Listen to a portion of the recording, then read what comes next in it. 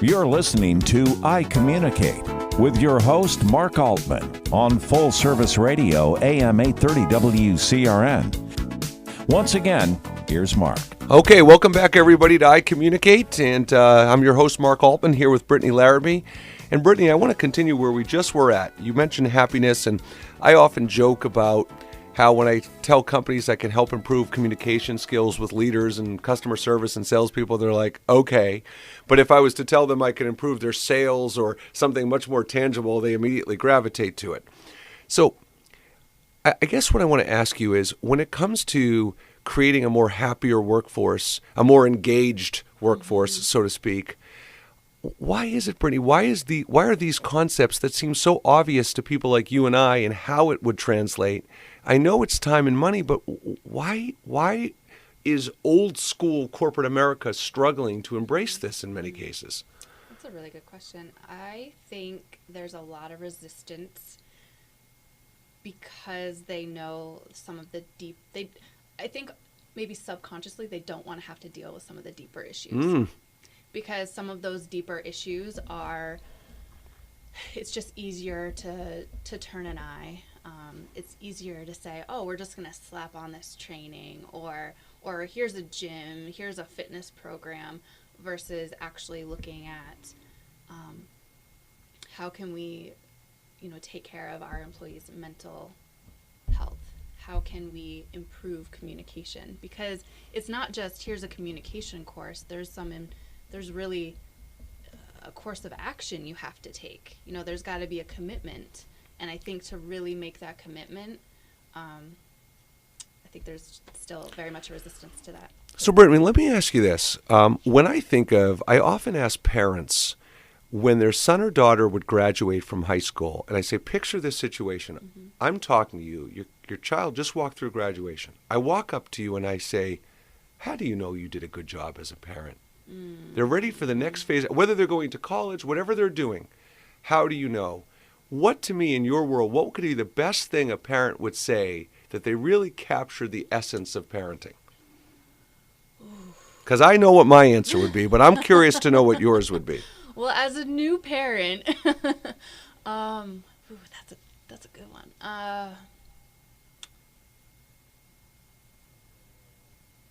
I would say giving your children the skills to be present. So mindfulness being present. I was listening to a podcast on the way here about consciousness and being present, and how really it's the solution to so many things. So that's probably...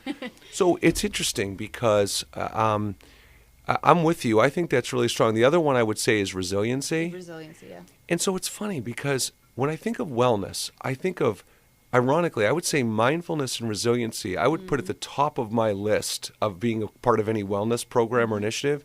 And what's funny is, and again, I'm going to use this example, is if a CEO brings me into a company and talks about sales growth, the first thing I say to them is, how resilient are your salespeople? Because there's so much rejection and there's so many ups and downs in that field. How does your team cope? And I think when I look across an organization, and clearly Borislow gets this message, is how do leaders cope with managing different personalities and different communication styles?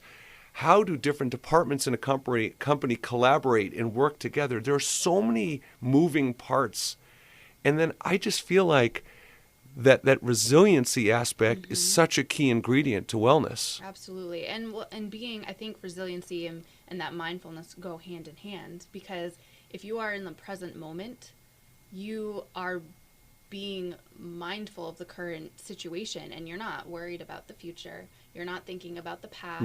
You're not putting all these labels onto the situation and the person and what they are and what they aren't and who you are and who you aren't. You're in the present moment and you're seeing it for what it is. So I think the two really do go hand in hand. You're the more mindful, the more present you are, the more resilient you'll be. And so let me ask you, I think mindfulness is such an amazing word, and however, I feel like it feels very distant to so many people. And I know you mentioned you're a certified yoga instructor, And the joke I often make when I'm meeting people talking about mindfulness is typically when people hear the word, if you were to play word association, I think they think of things like yoga or meditation or deep breathing, as if those aren't great things, right? It's like oh no, it's that. Yeah. But how do we make that a more relatable word so people, whatever perceptions or misconceptions they have, how do we make that more relatable?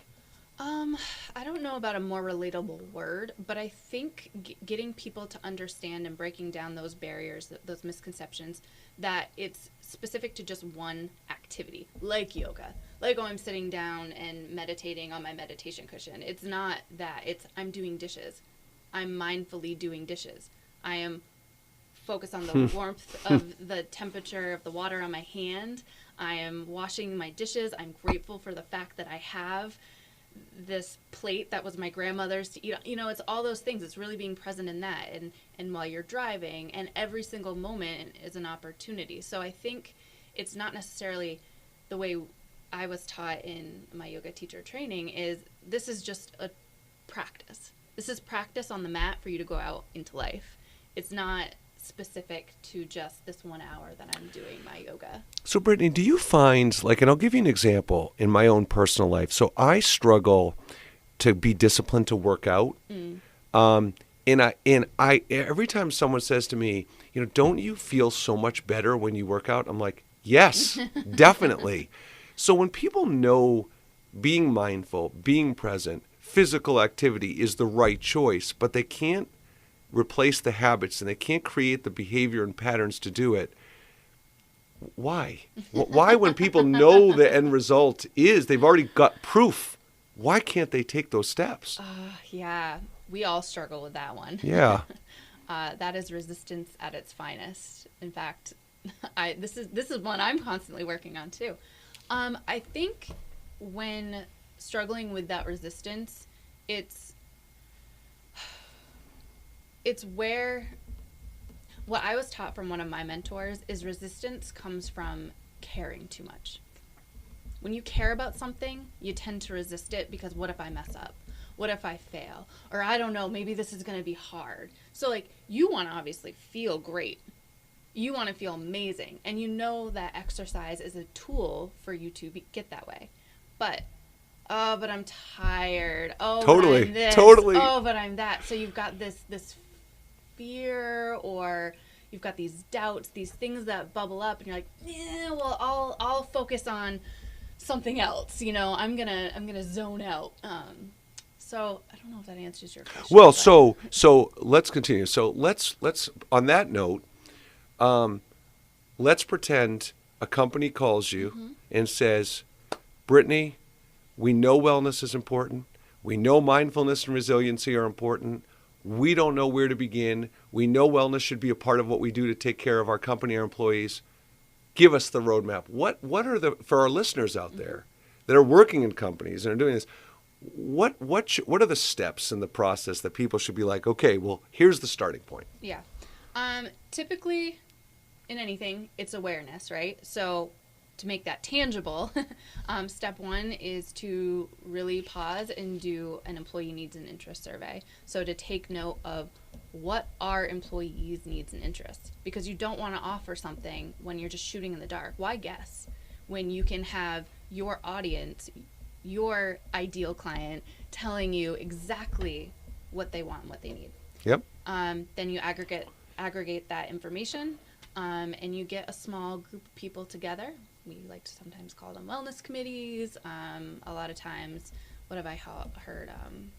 Culture squad, all sorts of fun names. That's what I've heard. That's really good. You can get creative with it. And then it's really meeting with that hopefully diverse group. So you've got people from different departments, or if it's various, if you have various physical locations, and pulling those people in. And it's starting to create a strategy. It's creating a plan, and that is the third step, is you have to have a plan. It doesn't have to be rigid, but some form of structure, and you want to start simple.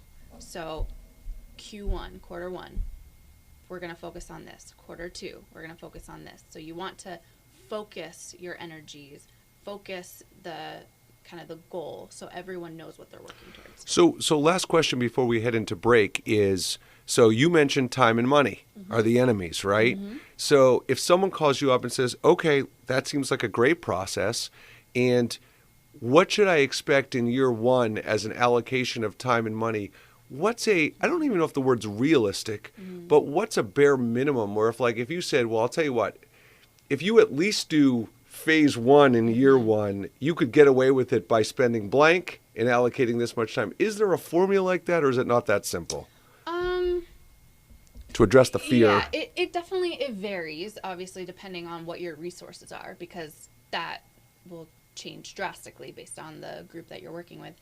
But I would say, as far as like a wellness committee that's getting together, you want to have 30 minutes to an hour once a month minimum, where you're gathering together, you're sharing ideas, you're talking about progress, you're collecting feedback, you're deciding next steps, and then you can delegate. And then everyone goes off into their own world, and they can work on XYZ on their own. Well, and frankly, that has intangible benefits aside from wellness, having those meetings. So that's a good plan. So, all right, Brittany, that was great. And that seems like a very doable, simple process to get things started.